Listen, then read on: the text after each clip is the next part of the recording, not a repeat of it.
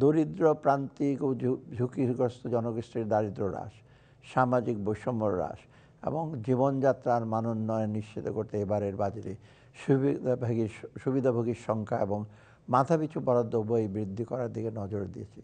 এই প্রেক্ষাপটে আগামী অর্থবছর থেকে বেশ কিছু ভাতার হার বৃদ্ধি করার প্রস্তাব করছি।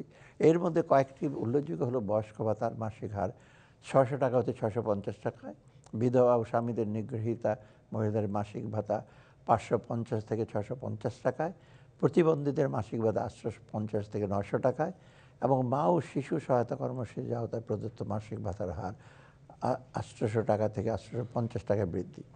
এছাড়া অনগ্রসর জনগোষ্ঠীর জন্য মাসিক ভাতার হার ৬৫০ কোটি টাকা উন্নীত করার প্রস্তাব করছি।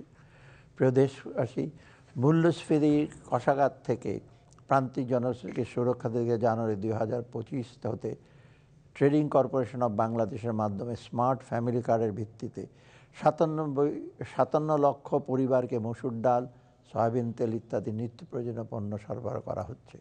এছাড়া আমি খাদ্য বান্ধব কর্মসূচির মেয়াদ আগামী অর্থবছরে ৬ মাসে উন্নীত করার প্রস্তাব করছি। একই সাথে বর্তমানে সহায়তাপ্রাপ্ত ৫০ লক্ষ পরিবারের অতিরিক্ত আরও ৫ লক্ষ পরিবারকে এর আওতাভুক্ত করার প্রস্তাব করছি।